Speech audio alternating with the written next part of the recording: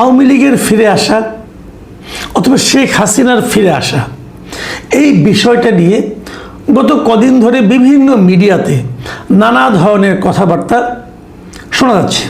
অনেকেই বলছেন, প্রথমে তো আমরা দেখলাম অন্তর্বর্তীকালীন সরকারের উপদেষ্টা মাহফুজ আলম, উনি বিশাল একাধিক পোস্ট দিলেন ফেসবুকে যে আওয়ামী লীগ কীভাবে ফিরে আসছে, কেন ফিরে আসছে, কেন ফিরে এসেছে অথবা কেন ফিরে আসবে, এগুলি নিয়ে অনেক কাহিনী উনি বর্ণনা করলেন। সেগুলো নিয়ে আমি গতকালকে একটা ডিটেল একটা আলোচনা করেছিলাম এবং কালকে আমি একটা ছোট্ট কথা বলেছিলাম যে এই পোস্টের প্রেক্ষিতে ডক্টর আসিফ নজরুল, অন্তর্বর্তীকালীন সরকারের আরও একজন উপদেষ্টা, তিনিও কিছু কথা বলেছিলেন। তো তার কথা নিয়ে আমি আসলে ডিটেল কোনো আলোচনায় যাইনি, আজকে কিছুটা যাব। আবার একই সঙ্গে আমি গতকালকেই দেখলাম যে এই বর্তমান বিএনপি সরকারের তথ্য বিষয়ক যে উপদেষ্টা আছেন ডক্টর জাহিদুর রহমান, তিনিও কিছু কথা বলেছেন। ডক্টর জাহিদুর রহমান ওনার কালকের বক্তব্যের পর আজকে আবার ওই কথাগুলি আরও ডিটেইলে আজকে দেখলাম ওনার নিজের যে ইউটিউব চ্যানেল আছে জাহেজ টেক, সেই জাহেজ টেকে উনি আবার ডিটেল এটা বর্ণনা করলেন, এটা আজকে শুনলাম। তো আমি একটা জিনিস বুঝতে পারছি না, যে সেটা হলো যে আওয়ামী লীগকে নিয়ে হঠাৎ সবাই এত কথা বলছেন কেন। হতে পারে একটা জিনিস, সেটা হলো যে আমরা দেখেছি দুদিন আগে ভারতের একাধিক মিডিয়াতে, বিশেষ করে আনন্দবাজার পত্রিকায় শেখ হাসিনার একটা ইন্টারভিউর মতো ছাপা, ঠিক ইন্টারভিউ না, শেখ হাসিনার সঙ্গে কথা বলে ওরা একটা রিপোর্ট প্রচার করেছে। সেই রিপোর্টটা আমি গতকালকে বলিনি কিছু, কারণ গতকালকে ওইগুলো নিয়ে আলোচনা করছিলাম। তো আজকে দেখলাম যেহেতু ডক্টর জাহিদুর রহমান ডিটেল ওই রিপোর্টটা নিয়ে কথা বললেন, তাই আমি বুঝলাম যে শেখ হাসিনার ওই বক্তব্য নিয়ে কথা বলা তাহলে কোনো ঝামেলা নাই। কারণ আওয়ামী লীগের উপর তো এক ধরনের রাজনৈতিক নিষেধাজ্ঞা আছে, যে জয় বাংলা বলে লোকজনকে ধরে নিয়ে যাচ্ছে। তো শেখ হাসিনার বক্তব্য যদি প্রচার হয়, একদম টু দ্য পয়েন্ট ওদিকে বলে, তো সেটা আবার কোনো অন্যায়ের মধ্যে পরে আমি তো বুঝতে পারছি না। কারণ এটা তো নির্ভর করে আইন কোনটা হবে কোনটা হবে না, এটা তো বুঝতে পারি না যে কোনটা বললে আবার পলিটিক্স হয়ে যাবে কিনা।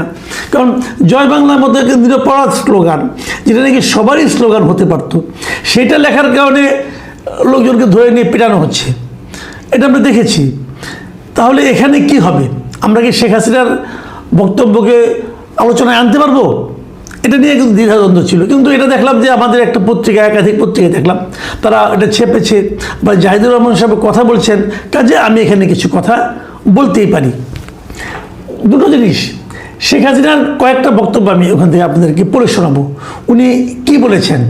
উনি বলেছেন একটা জিনিস, সেটা হলো যে আমাকে 19 বার হত্যার চেষ্টা করা হয়েছে 2024 থেকে 2024-এর 21শে আগস্টে গ্রেনেড হামলা করে তার দলকে নিশ্চিহ্ন করার চেষ্টা করা হয়েছে। তারপর উনি বলেছেন কিন্তু ধ্বংস করা যায়নি, এবং সৃষ্টিকর্তা যেহেতু বাঁচিয়ে রেখেছেন, আমি দ্রুতই বাংলাদেশের মাটিতে ফিরব, মাথা উঁচু করে দেশে গণতান্ত্রিক পরিবেশ ফেরানোর গর্ব নিয়েই ফিরব। এই যে কথাটা বলেছেন, এই কথাটা নিয়ে দেখলাম ডাক্তার জাহিদুর রহমান মোটামুটি একটু রসিকতাই করলেন এবং উনি এটাকে অসম্ভব বললেই মনে করলেন। দেখুন, আমি একটা কথা বলি, রাজনীতিতে অসম্ভব বলে কিছু নাই, রাজনীতিতে অসম্ভব বলে কিছু নাই।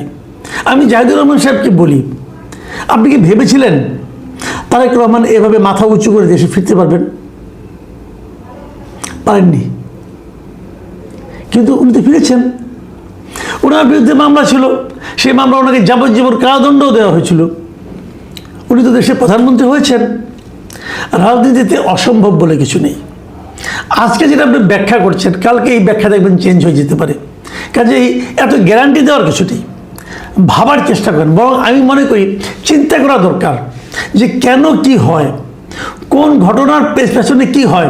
আজকে যেটা শেখ হাসিনা বলতেছেন, কেন বলতে পারছেন?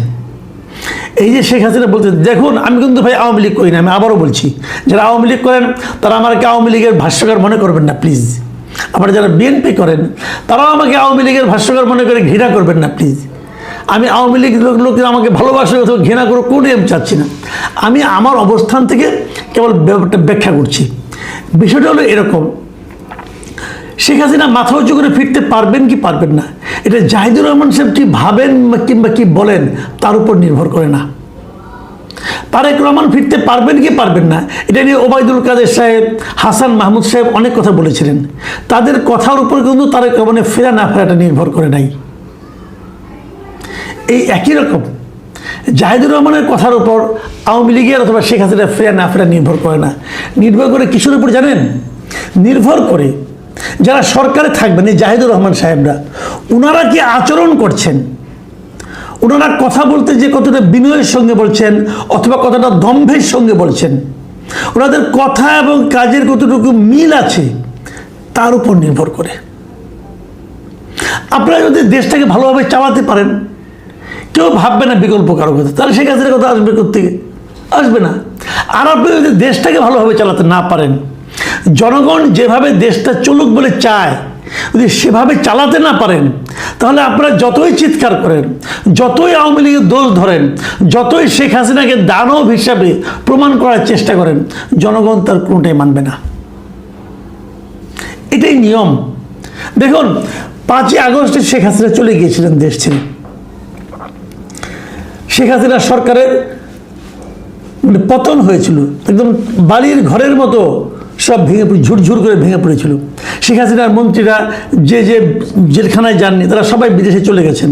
তার মানে দেশে থাকার তাদের সে আত্মবিশ্বাসটা পর্যন্ত ছিল না।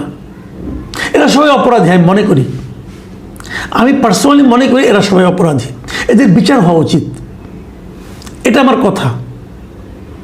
কিন্তু সব বিচার সবসময় হয় না। 21শে আগস্ট 2024 আওয়ামী লীগের অফিসের সামনে গ্রেনেড বিস্ফোরিত হয়েছিল, প্রায় 44 জন লোক মারা গিয়েছিল। কে মেরেছে আমি জানি না, কিন্তু বিচার হওয়া উচিত। বিচার হয়নি, বিচার তো হয়নি, কি বলবেন? বিএনপি একটা তদন্ত করেছিল, আওয়ামী লীগ আরেকটা তদন্ত করেছিল। দুই তদন্তই বর্তমান সময়ে যারা বিচার বিভাগ তারা গ্রহণ করেনি। বিএনপি তদন্ত রিপোর্টকে আওয়ামী লীগের সরকার গ্রহণ করেনি, আওয়ামী লীগ সরকারের তদন্ত রিপোর্টকে অন্তর্বর্তীকালীন সরকারের সময় যে বিচার বিভাগ তারা গ্রহণ করেনি। কারণ এই বিষয়ে সবাই বেকসুর খালাস পেয়ে গেছে। তাহলে কি ওই দিন ওখানে কেউ মারা যায়নি? ওই দিন কি গ্রেনেড ফুটেনি? ফুটেছে, বিচার হয়নি। সব বিচার হয় না, এই দেশে সব বিচার হয় না। আপনি কী করবেন? কেন হয় না জানেন? হয় না এই কারণে যে পরবর্তী সরকার যখন পূর্ববর্তী সরকারের চেয়েও ভয়ঙ্কর পরিস্থিতি তৈরি করে, পূর্ববর্তী সরকারের চেয়ে খারাপভাবে দেশ পরিচালনা করে, তখন পূর্ববর্তী সরকারের অনেক অপরাধ জনগণ ভুলে যায়। এটাই বাংলাদেশের প্রকৃত চিত্র। অন্তর্বর্তীকালীন সরকার যদি আওয়ামী লীগ সরকার যেভাবে দেশ চালিয়েছিল তার চেয়ে অনেক ভালোভাবে গণতান্ত্রিক প্রক্রিয়ায় সুস্থভাবে দেশটা চালাতে পারত, তাহলে শেখ হাসিনার কথা অথবা আগের সরকারের কথা কেউ মনেও করতো না। সবাই অন্তর্বর্তীকালীন সরকারকে জয় জয়কার বলতো। তারা সেটা পারেনি। শেখ হাসিনার এক পিয়ন 400 কোটি টাকা চুরি করেছিল, শেখ হাসিনা নিজে বলেছিলেন। কয়েকদিনে, কত বছরে? 15 বছরে। আর অন্তর্বর্তীকালীন সরকারের একজন এপিএস 300 কোটি টাকা চুরি করেছে বলে আলোচনা হয়েছে, দুদকে মামলা হয়েছে। সেই মামলাকে থমকে রাখা হয়েছে কয় মাসে? 6 থেকে 7 মাসে। তো এই দুর্নীতি পেয়ে আগে দুর্নীতির কথা সবাই ভুলে গেছে, এবং যে কারণে অন্তর্বর্তীকালীন সরকারের আমলেই অনেককে আমি বলতে শুনেছি আগেই ভালো ছিল। এটা কিন্তু আপনি এতটাই খারাপ করেছেন যে লোকে আগের কথা স্মরণ করছে। আবার এখন বিএনপি সরকার আসছে, এখন বিএনপি সরকার কি করবে? তারা মাত্র 3 মাস হলো, কিন্তু বিএনপি সরকার কি করবে কি না করবে তার উপর নির্ভর করবে আগের কে ভালো ছিল কে খারাপ ছিল। বিএনপি সরকার যদি এমনভাবে দেশ চালায় যে কথা কম কাজ বেশি, যে জিনিসটা আমরা প্রধানমন্ত্রীর মধ্যে দেখতে পাচ্ছি, তাহলে দেশে একভাবে চলবে। আর যদি ডাক্তার জাহিদুর রহমানের মতো কথা বেশি কাজ কম করেন, তাহলে আরেকভাবে চলবে।